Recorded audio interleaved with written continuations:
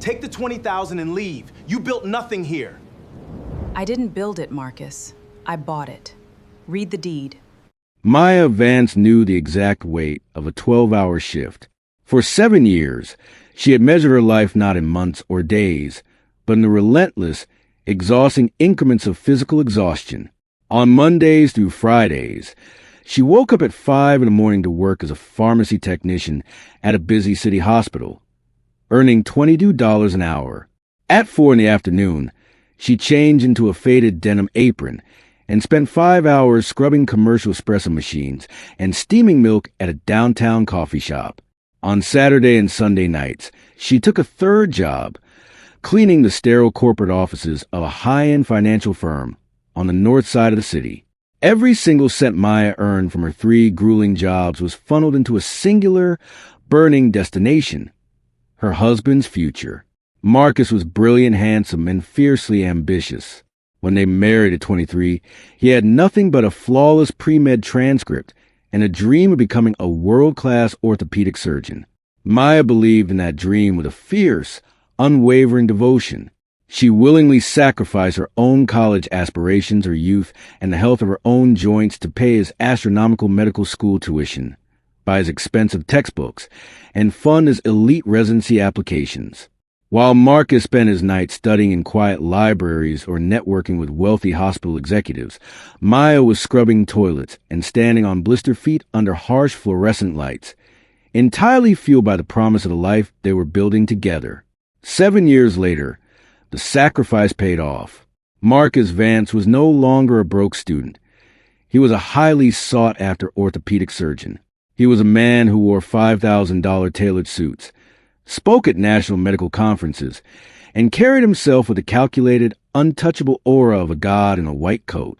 He had recently opened a private, luxury orthopedic clinic in the city's most affluent medical district, a $1 million facility featuring state-of-the-art diagnostic equipment, imported marble floors, and a wealthy, high-profile clientele. As Marcus's status skyrocketed, Maya's presence in his life began to fade. He subtly stopped inviting her to hospital galas, hinting that her lack of a corporate background made it difficult for her to converse with his colleagues. He began staying late at the clinic, claiming he was auditing patient charts, while in reality, he was wining and dining his new, glamorous chief marketing director, a wealthy, 26-year-old influencer named Vanessa who matched the high society image Marcus wanted to project to the world. Marcus believed he had outgrown the woman who had paid for his degrees. He looked at Maya's tired eyes and her worn hands, and instead of seeing the architectural foundation of his success, he saw a relic of his impoverished past that needed to be discarded. He wanted a new life, a new social circle, and the uninhibited ownership of his $1 million clinic. For nearly a year, Marcus worked secretly with a ruthless asset protection attorney to ensure that when he ended the marriage, Maya would be left with absolutely nothing. He ensured that the lease of the clinic, the medical equipment loans, and the primary corporate shares were held under a complex maze of corporate entities that completely excluded her name. The hammer fell on a Tuesday afternoon at 4:15. Maya had just returned home from her pharmacy shift when Marcus walked into the living room, flanked not by affection, but by a cold, devastating silence. He did not yell. He simply placed a heavy manila envelope on the coffee table. Inside were 48 pages of divorce documentation. Marcus's lawyers had structured a brutal lowball settlement, offering Maya a one-time payout of $20,000 in exchange for waiving all future alimony and any claim to his medical practice. The legal brief argued that because Maya had never worked a single day inside the clinic and possessed no medical credentials, she had contributed zero financial value to his current net worth. Marcus looked at her from across the room, adjusting his gold luxury watch. His voice was flat, clinical, and completely devoid of human empathy. He told her that people drift apart, and that she needed to accept the reality of the math. He told her she could try to fight him in court, but his private legal team billed $1,500 an hour, and she didn't have enough money to sustain a single week of litigation. He told her to take the $20,000, pack her bags, and vacate their high-rise apartment by the end of the month. Maya did not cry. She did not scream or shatter the expensive crystal vases on the mantel, even though the betrayal felt like a physical weight crushing her lungs. She looked at the man she had bled for, the man whose medical board exam fees she had paid by working an entire month of double weekend shifts. She looked past his shoulder at the luxury furniture she had carefully chosen, and a cold, silent clarity washed over her. Marcus was a brilliant surgeon, but his extreme arrogance had blinded him to a massive, fatal oversight in his own financial structure. He assumed his $1 million clinic was secured by a standard corporate bank loan. He had no idea that the private, low-interest capital that had actually saved his clinic from bankruptcy during its initial construction didn't come from a financial institution at all. It had come from Maya's mother.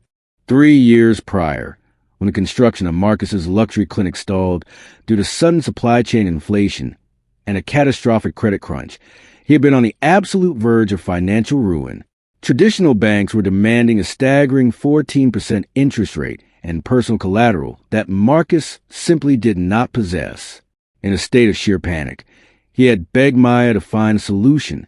Maya had gone quietly to her mother, a retired nurse who lived in a modest home on the city's south side. Unknown to anyone, her mother possessed a secret, highly guarded inheritance left behind by her own father, a quiet, hardworking bricklayer who had invested his earnings into early municipal bonds for 40 years. Maya's mother agreed to liquidate $350,000 of her private portfolio to rescue her son-in-law's dream. However, she was a woman who had seen the world break people, and she insisted on protecting her daughter. She had her own private real estate attorney draw up an ironclad, private promissory note. The loan was issued to Marcus's corporate entity through a blind trust managed by her mother's attorney. The terms were incredibly generous, a flat 2% interest rate, but with one critical, lethal clause. The note was demand-backed. If the corporate leadership of the clinic shifted, or if a material life cycle event like a divorce occurred, the trust reserved the absolute legal right to demand the immediate, full repayment of the principal and accrued interest within 30 days, or seize total ownership of the underlying commercial real estate and medical equipment. Marcus had been so desperate to sign the paperwork and clear the construction liens that he barely read the fine print. He saw a low-interest loan from an anonymous private trust his wife had found through an old family connection, and he eagerly signed his name on the dotted line. For 3 years, his monthly automated corporate payments had been deposited into that blind trust, and Marcus never questioned who actually held the master key to his kingdom. He assumed he was dealing with a passive, faceless investment vehicle. Nia left the high-rise apartment that very night. She moved into her mother's small house, sleeping in her childhood bedroom. She did not spend her evenings weeping or calling Marcus to beg for a reconsideration of the $20,000 settlement. Instead, she sat at her mother's kitchen table at 2 a.m, reviewing the original, signed demand-backed promissory note. The total outstanding balance, including the accumulated interest over 3 years, stood at exactly $384,212. Maya contacted the private trustee handling her mother's legal affairs. They drafted a formal, irrevocable demand for immediate repayment. Under the strict terms of the contract Marcus had signed, the clock would begin ticking the exact second the paperwork was physically delivered to his clinic. Maya knew with absolute mathematical certainty that Marcus did not have nearly $400,000 in liquid cash. He had poured every single cent of his recent profits into buying Vanessa a luxury sports car, paying the astronomical monthly lease on his Gold Coast penthouse, and funding his upcoming high society wedding gala. His entire empire was built on an incredibly fragile tower of credit and immense lifestyle inflation. The demand papers were served to Marcus on a Friday afternoon at precisely 3:30, right in the middle of his busy patient consultation hours.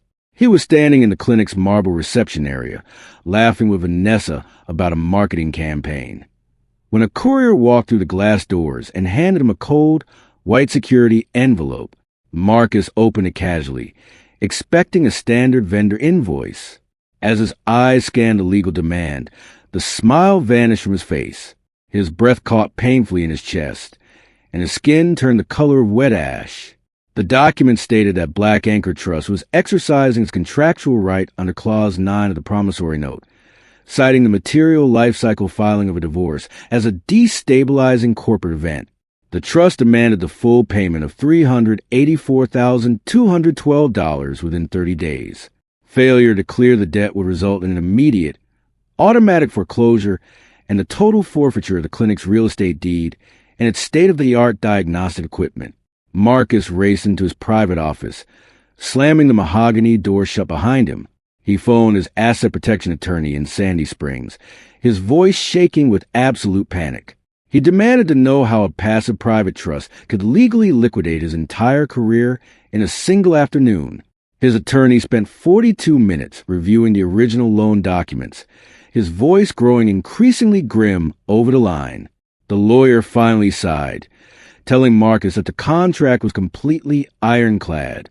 Marcus had personally signed away his protection to get the cheap capital. The attorney told him that if he didn't find nearly $400,000 in cash within 30 days, the trust would legally padlock his front doors and take everything he owned. Marcus spent the next 3 weeks begging every traditional bank in the city for an emergency refinancing loan. But the medical district was in a severe credit contraction, and his personal debt-to-income ratio was already dangerously high from his luxury penthouse and lifestyle spending. No one would touch him. He tried to ask Vanessa to liquidate her influence or marketing assets to help him save the practice, but the moment Vanessa realized that Marcus's million-dollar empire was an empty shell built on debt, her affection instantly cooled. She stopped answering his text messages, missed her office hours at the clinic, and quietly began looking for a new, wealthy plastic surgeon to represent. On the 29th day, completely broken, exhausted, and facing total professional ruin, Marcus received an automated notification from the trustee. The final meeting to either clear the debt or sign over the clinic's titles would take place the following morning at 9 o'clock in the clinic's own main conference room. Marcus sat alone in his dark office that night, drinking cheap whiskey from a paper cup, entirely convinced that a ruthless, faceless corporate raider from Wall Street was about to walk through his doors and strip him of his life's work. The morning of the 30th day arrived with a relentless, freezing downpour that washed over the glass facade of the medical district. Marcus sat at the head of the long glass table in his clinic's pristine conference room. He looked 10 years older. His expensive tailored suit was wrinkled, his hair was unkempt, and his hand shook slightly as he stared at the empty leather chairs across from him. His asset protection attorney sat to his left, looking grimly at a stack of foreclosure documents. Exactly at 9 o'clock, the heavy frosted glass doors of the conference room slid open. Marcus braced himself to meet the face of the predatory Wall Street investor who had engineered his downfall. But as the footsteps approached, his jaw dropped, and the breath left his lungs in a sharp, ragged gasp. Maya walked into the room. She was accompanied by her mother's elderly real estate attorney. She wore a simple, dark wool coat and carried a worn leather folder under her arm. Her face was perfectly serene, her dark eyes reflecting the cold rain hitting the windows behind Marcus. She did not look like a woman who had spent 7 years scrubbing floors and steaming milk. She looked like an executioner who had arrived to collect a debt. Marcus stood up so fast his leather chair scraped violently against the porcelain tile floor. He stammered her name, his voice cracking with absolute disbelief. He asked her what she was doing there, why she was with the trust, and what kind of sick, twisted game this was. Maya walked to the opposite end of the table and sat down. She did not raise her voice. She did not slam her hands or let out a single cry of anger. She opened her folder, pulled out the original demand note, and slid it across the glass table toward him. Her voice was terrifyingly calm, carrying the crushing weight of 7 years of uncredited physical labor. She told him that the private trust he had borrowed from wasn't a bank. She told him the $350,000 that had saved his career came from her mother's inheritance, money built by a quiet bricklayer who actually knew how to honor a commitment. Marcus turned his head slowly toward his attorney, his eyes wide with frantic, begging desperation. But his lawyer simply closed his briefcase, shook his head, and looked away. The contract was absolute. The 30 days had expired, and the capital had not been produced. Marcus sank back into his chair. The reality of his arrogance crushed him all at once. For a year, he had worked in secret to ensure his wife would be left with only $20,000 and an empty bank account, arguing that her manual labor had contributed zero financial value to his current net worth. He realized, with devastating irony, that his entire million-dollar empire had been entirely bought and paid for by the very family he had tried to discard like garbage. Maya pulled a final document from her folder and slid it across the table. It was a corporate transfer agreement. She told Marcus that he had two choices. He could refuse to sign, in which case the trust would execute the foreclosure immediately, padlock the doors of the clinic by noon, seize the real estate, and sue him personally for the remaining balance, destroying his medical license and his reputation forever. Or he could sign the document in front of him. The agreement dictated that in exchange for clearing the $384,212 debt, Marcus would immediately surrender 51% of the corporate shares of the clinic to Maya. Furthermore, Marcus would be stripped of all administrative and financial control of the practice, reduced to a salaried employee of the clinic he had founded, earning a fixed contract wage while Maya managed the corporate board, the profits, and the assets. Marcus stared at the pen resting on the glass table. He looked at his attorney, who whispered softly that it was the only way to keep his medical license from being obliterated by a bankruptcy filing. Marcus's hands trembled violently as he picked up the pen. He pressed the tip to the paper and signed his name, officially handing the keys to his kingdom to the woman he had tried to leave with nothing. The transition of power was swift and absolute. Within 48 hours, Maya used her majority voting power to restructure the clinic's administrative operations. Her first official act was to terminate Vanessa's marketing contract with Extreme Prejudice, removing the influencer from the payroll before the end of the week. Vanessa didn't even fight the termination. The moment she realized Marcus was no longer a wealthy owner but a salaried contract worker, she deleted his number and moved on to a plastic surgeon in Miami. The divorce was finalized 3 months later. Because Maya now legally owned 51% of the million-dollar clinic as her separate, non-marital corporate property through the trust, Marcus's high-priced lawyers could not touch a single cent of it. Maya secured the high-rise apartment and a fair alimony structure based on Marcus's new fixed salary. She quit her 3 jobs, stepped into her role as the majority executive director of the medical practice, and brought in professional financial managers to scale the clinic's operations. Marcus remained at the clinic, but his life was entirely transformed. He still wore his white coat and performed his surgeries, but he no longer walked the halls like a god. He was an employee. Every vacation request, every expense report, and every equipment purchase he wanted had to be submitted in writing and approved by the office of the executive director. He lived in a modest 1-bedroom apartment, driving a sensible sedan, forced to look at the woman who had built his life every single time he signed a chart. Maya did not use her power to be cruel. She kept the clinic running flawlessly, ensuring the patients received world-class care, but she ensured that the invisible staff, the janitors, the receptionists, and the lab techs, were given fair wages, health care benefits, and absolute respect. She had rebuilt her life, not through a loud public scandal, but through the patient, quiet application of contractual justice.